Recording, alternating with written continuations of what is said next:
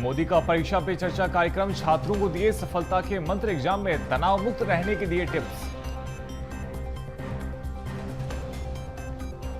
राजस्व मंत्री करण सिंह वर्मा के बिगड़े बोल कार्यक्रम में नहीं आई तो लाडली बहना योजना से कटेंगे नाम, करण सिंह वर्मा के बयान से सियासी घमासान।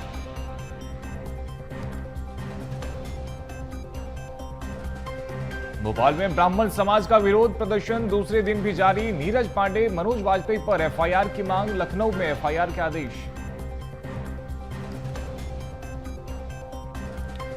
इंदौर के भागीरथपुरा में दूषित पानी से लगातार हो रही मौतें, दूषित पानी से 33वीं मौत, 1 महीने से बीमार था बुजुर्ग।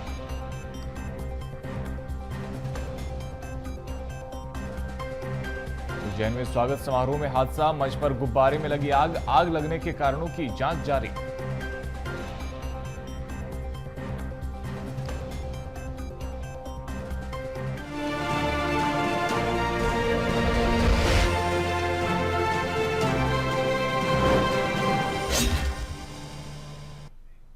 नमस्कार, बीएसटीवी देख रहे हैं आप और मैं हूं आपके साथ रोहित झा। बुलेटिन की शुरुआत करेंगे बीजापुर से आ रही बड़ी खबर के साथ।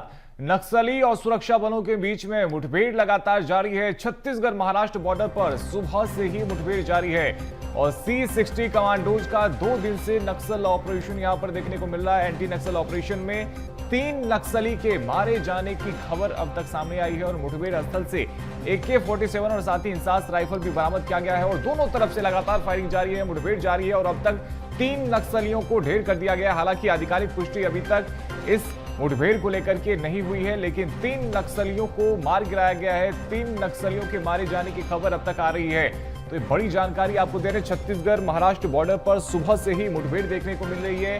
C60 कमांडोज का 2 दिन से लगातार एंटी नक्सल ऑपरेशन जारी है और एंटी नक्सल ऑपरेशन में 3 नक्सलियों के मारे जाने की खबर सामने आ रही है और साथ ही देखिए मुठभेड़ स्थल से AK-47 और इंसास राइफल भी बरामद किया गया है। बड़ी सफलता यहां पर सुरक्षा बलों को मिली है और हमारे सहयोगी दंतेश्वर कमान हमारे साथ में फोन पे जुड़ गए हैं। दंतेश्वर, एक बड़ी सफलता और अब तक 3 नक्सलियों को ढेर कर दिया गया है, क्या कुछ अपडेट आपके पास?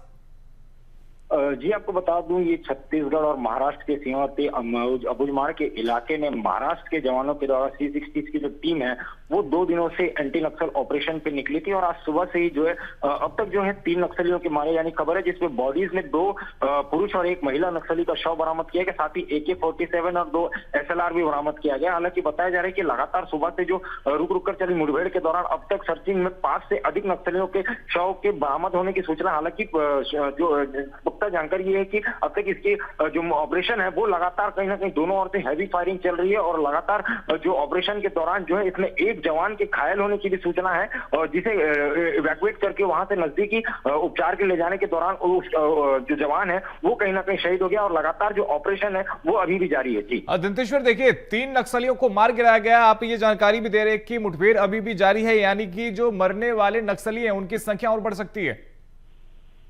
जी देखिए, क्योंकि बड़े इनपुट के आधार पे C60 के जवानों के द्वारा एक बड़ा ऑपरेशन लॉन्च किया गया था अबुझमाड़ के इलाके में और सुबह से ही चली मुठभेड़ के दौरान अब तक 5 से अधिक नक्सलियों के मारे जाने की खबर आ रही है। लेकिन हालांकि अब तक जो 3 नक्सलियों के जो शव है वो कहीं ना कहीं आधुनिक हथियार समेत बरामद किए गए। हालांकि जो नक्सलियों के मारे जाने नक्सलियों की जो संख्या है तो इसमें ये कहीं ना कहीं और इजाफा हो सकता है, किंतु ऑपरेशन अभी जारी है। बिल्कुल दंतेश्वर, ये बड़ी जानकारी आप दे रहे हैं। 5 से ज्यादा नक्सली मारे गए हैं, जिनमें से 3 के शव को बरामद कर लिया गया है। बहुत शुक्रिया फिलहाल आपको हमारे साथ जुड़ने के लिए, तमाम जानकारी के लिए। आपको सीधे इंदौर लिए चलते हैं, जहां पर मुख्यमंत्री डॉक्टर मोहन यादव संबोधित कर रहे हैं। माइक चालू कर भाई।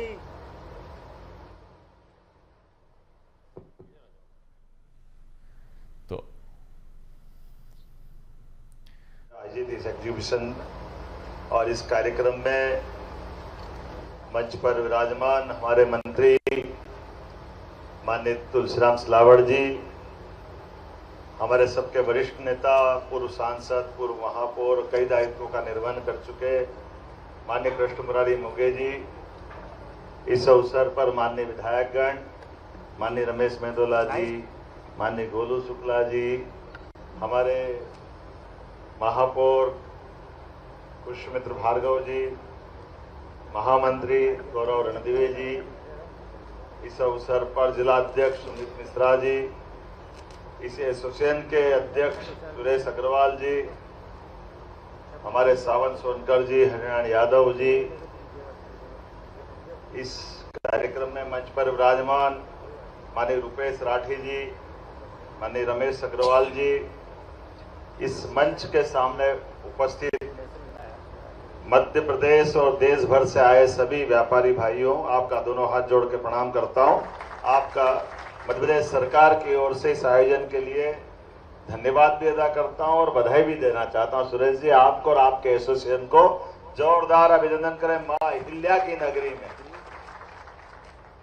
सुशासन, जन कल्याण और लोक सेवा की भावनाओं को लेकर के एक ऐसी देवी जिसने अपने जीते जी लोक माता का दर्जा पाया और सुशासन के साथ स्वाभिमान जन्य जीवन जीने के लिए कई लोक कल्याणकारी नीतियों के साथ उस मुगल काल में जहां एक तरफ हमारे देवस्थानों पर आक्रमण हो रहा था, देवस्थान तोड़े जा रहे थे, उसके उलट लोक माता अहिल्याबाई ने अपने संकल्प शक्ति से सारे देवालय निर्माण करने का, उनके जीर्णोद्धार करने का कदम बढ़ाया। ये वो पवित्र नगरी है। मैं वंदन करता हूं, अभिनंदन करता हूं आप सबके माध्यम से।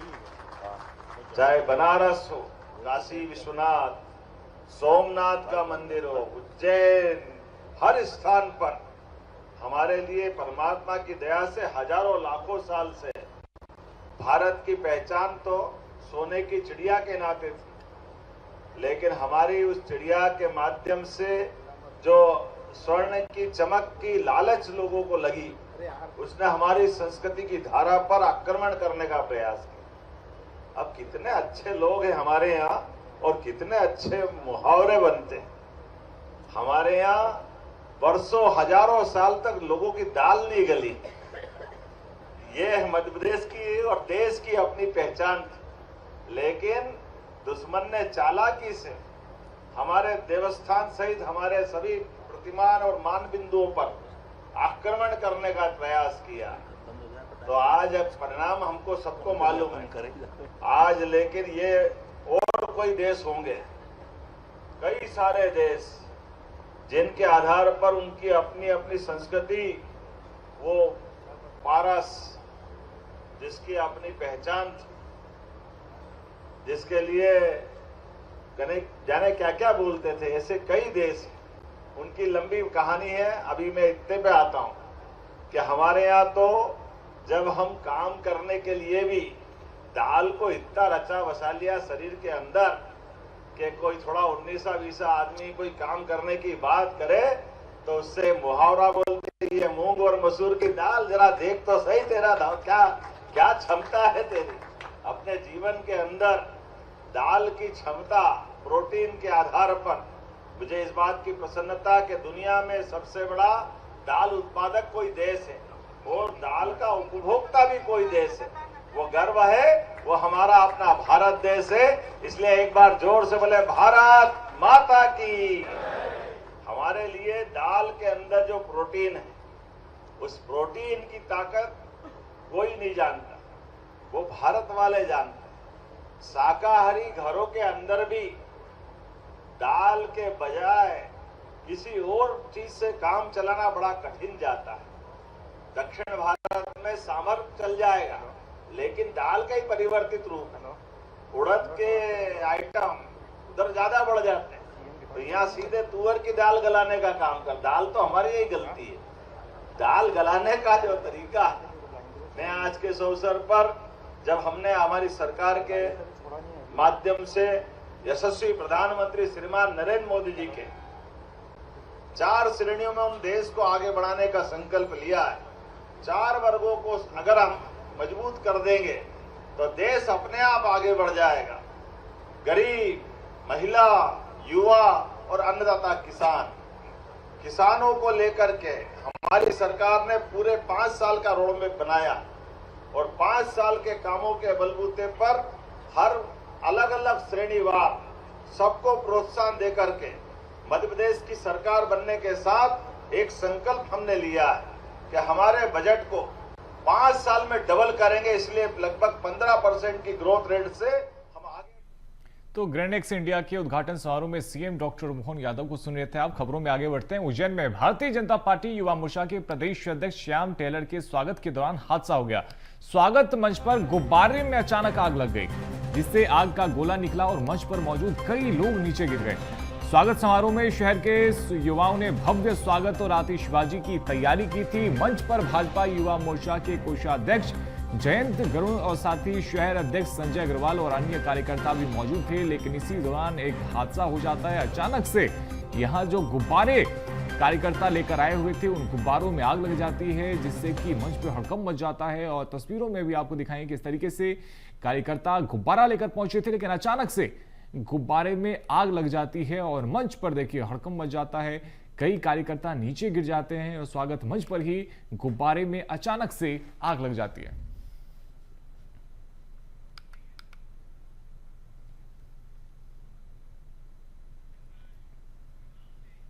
तो देखिए, गुब्बारा फटते ही हाइड्रोजन आसपास की ऑक्सीजन के साथ तुरंत मिलकर विस्फोटक स्थिति बना सकती है, जिससे तेज धमाका भी हो सकता है। और यही कारण है कि हाइड्रोजन वाले गुब्बारों को संभालते समय अतिरिक्त सावधानी की जरूरत होती है। हाइड्रोजन हवा से हल्की होती है, लेकिन अत्यधिक ज्वलनशील होती है और खतरनाक भी होती है। और यही वजह है कि यहाँ पर आपको जागरूक ज्यादा रहना होगा, सावधानी बरतनी होगी। और यही वजह है कि कई बार आप ऐसी तस्वीरें देखते हैं जहां पे गुब्बारे में अचानक से आग लग जाती है, क्योंकि गुब्बारा फटते ही हाइड्रोजन आसपास की ऑक्सीजन के साथ तुरंत मिलकर विस्फोटक स्थिति बना सकती है, जिससे कि तेज धमाका होता है। और यही कारण है कि हाइड्रोजन वाले गुब्बारों को संभालते समय अतिरिक्त सावधानी की आवश्यकता होती है, क्योंकि थोड़ी सी भी चूक यहाँ पर एक संकट पैदा कर सकती है।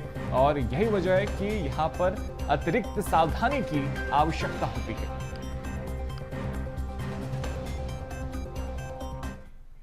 राजधानी भोपाल में ब्राह्मण समाज का विरोध प्रदर्शन दूसरे दिन भी जारी है। घूसखोर पंडित मूवी के खिलाफ में प्रदर्शन ब्राह्मण समाज लगातार कर रहे हैं, सड़कों पे उतर आए हैं। और इस फिल्म का विरोध सड़कों पे उतर के ब्राह्मण समाज के कार्यकर्ता कर रहे हैं। अखिल भारतीय ब्राह्मण समाज के नेतृत्व में यह प्रदर्शन किया जा रहा है। घूसखोर पंडित मूवी के विरोध में कई याचिकाएं दायर की गई। हालांकि एमपी नगर पुलिस ने अभी तक एफआईआर दर्ज नहीं की है, जिससे राजधानी भोपाल में जो ब्राह्मण समाज है वो आक्रोशित नजर आ रहा है, सड़कों पे उतर आया है और हाथों में बैनर पोस्टर लेकर इस फिल्म का विरोध करते हुए नजर आ रहे हैं। तो राजधानी भोपाल से लेकर के राजधानी लखनऊ तक देखिए प्रदर्शन यहां पर किया जा रहा है। और नीरज पांडे, मनोज वाजपेयी और साथ ही उन तमाम यहां पर फिल्म में शामिल कास्ट के ऊपर में कार्रवाई की मांग की जा रही है और फिल्म को भोपाल में नहीं चलने दिया जाएगा, यह भी ब्राह्मण समाज ने कहा है।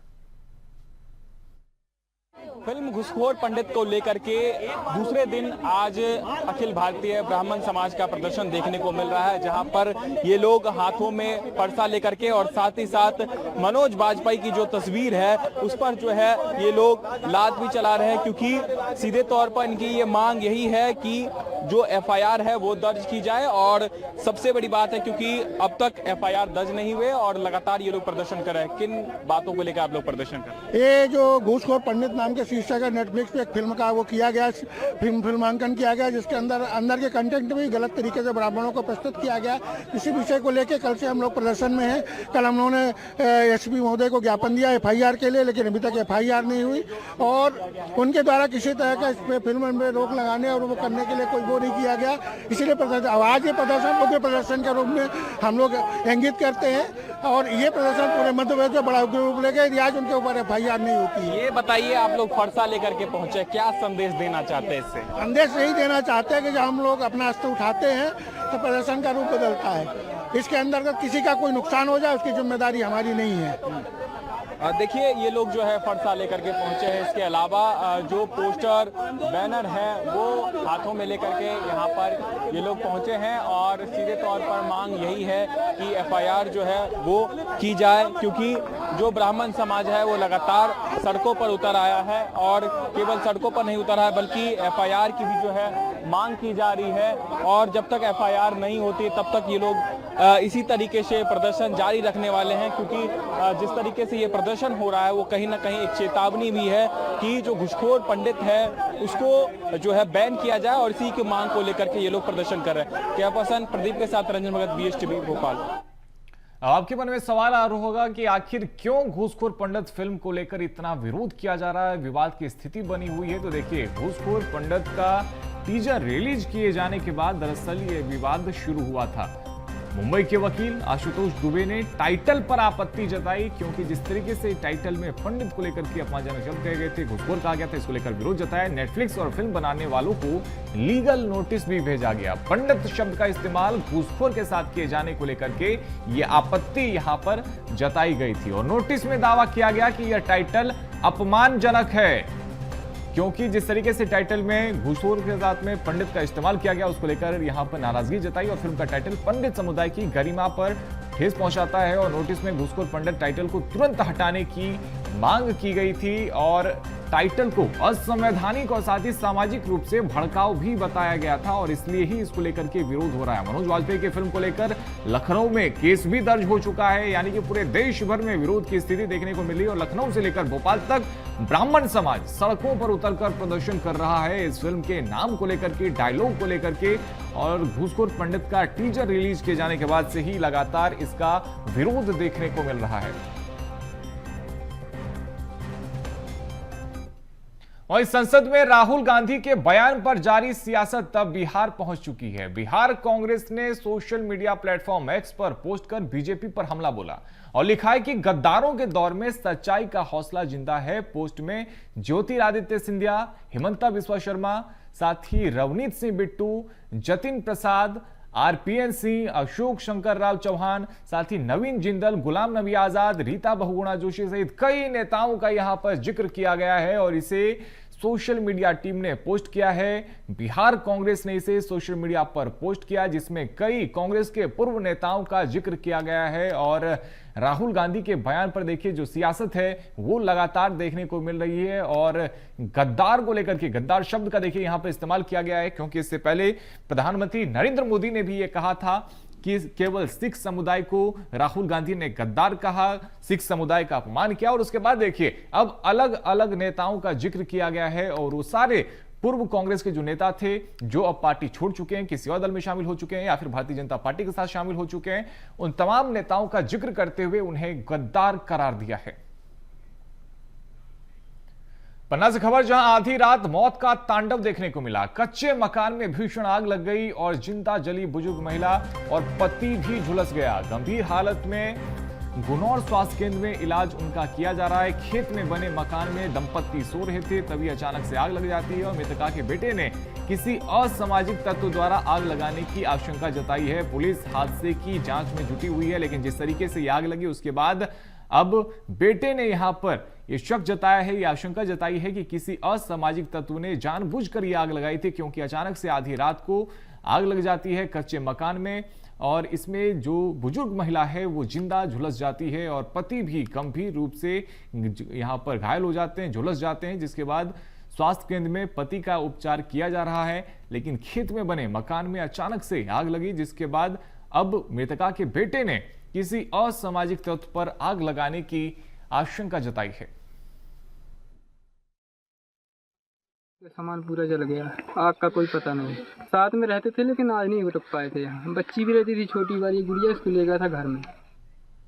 मुख्यमंत्री डॉक्टर मोहन यादव ने भारत रत्न लता मंगेशकर की पुण्यतिथि पर उन्हें याद करते हुए कहा कि भारत रत्न स्वर कोकिला लता मंगेशकर की अद्वितीय संगीत साधना ने फिल्म जगत को समृद्ध किया है। वहीं पुण्यतिथि पर विनम्र श्रद्धांजलि भी सीएम डॉक्टर मोहन यादव ने अर्पित की है। इंदौर से खबर, जहां भागीरथपुरा दूषित पानी मामले में अब 33वीं मौत हो चुकी है और अब इस मामले में एक और बुजुर्ग की मौत हुई। 70 वर्षीय अलगूराम यादव की दूषित पानी से मौत हो गई। पिछले 1 साल से लगातार बुजुर्ग का अस्पताल में उपचार किया जा रहा था। जिंदगी और मौत से बुजुर्ग जूझ रहा था, लेकिन अब बुजुर्ग ने दम तोड़ दिया है। 70 वर्ष आयु थी और दूषित पानी में अब 33 लोगों की मौत अब तक हो चुकी है और देखिए लगातार जो मृतकों की संख्या है वो बढ़ती जा रही है और अब तक दूषित पानी से 33 लोगों की मौत हो चुकी है और अब एक 70 वर्षीय बुजुर्ग की भी दूषित पानी से मौत हुई है, जो पिछले 1 महीने से अस्पताल में लगातार भर्ती था, लेकिन इलाज के दौरान ही देखिए उसकी तबीयत बिगड़ती चली गई और अचानक से उसकी भी अब मौत हो गई।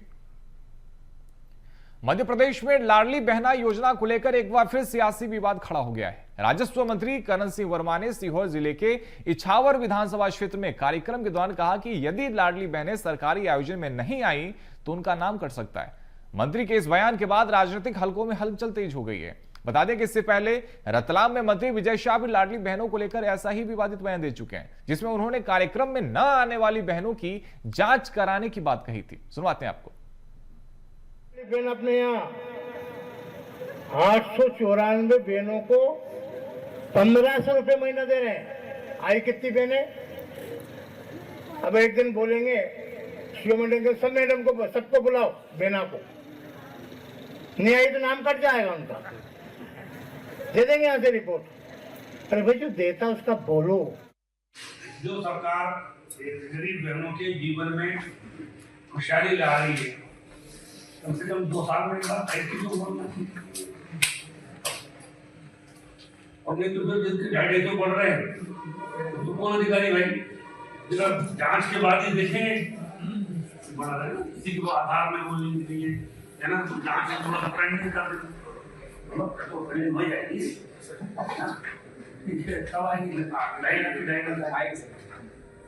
जांच पेंडिंग हुई मैडम।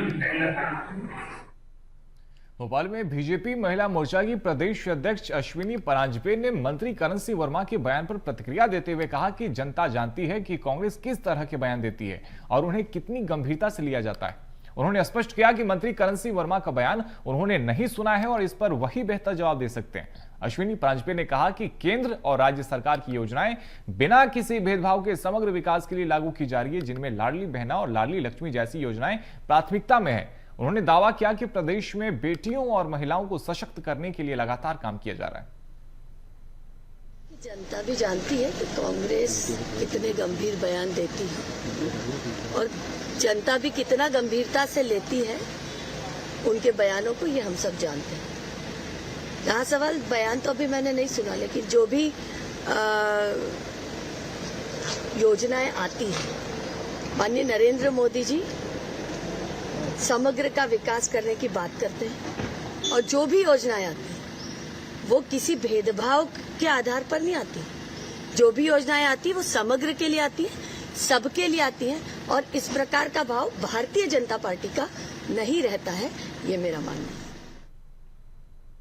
मध्य प्रदेश के राजस्व मंत्री करण सिंह वर्मा की लाडली बहना पर बयान ने सियासत शुरू कर दी है। नेता प्रतिपक्ष उमंग सिंघार ने मंत्री करण सिंह वर्मा के बयान पर आलोचना की है। सीहोर जिले के धमांदा गांव में आयोजित सरकारी कार्यक्रम में मंत्री वर्मा ने कहा था कि अगर लाडली बहनें सरकारी आयोजन में नहीं आती हैं तो उनका नाम योजना की सूची से हट सकता है। उमंग सिंघार ने इसे महिला विरोधी और गैर जिम्मेदार बयान बताया है और कहा है कि यह भाजपा के सुशासन की असली तस्वीर सामने लाती है। उज्जैन में विश्व प्रसिद्ध श्री महाकालेश्वर मंदिर में शिव नवरात्रि महोत्सव का शुभारंभ श्रद्धा और विधि विधान के साथ हुआ।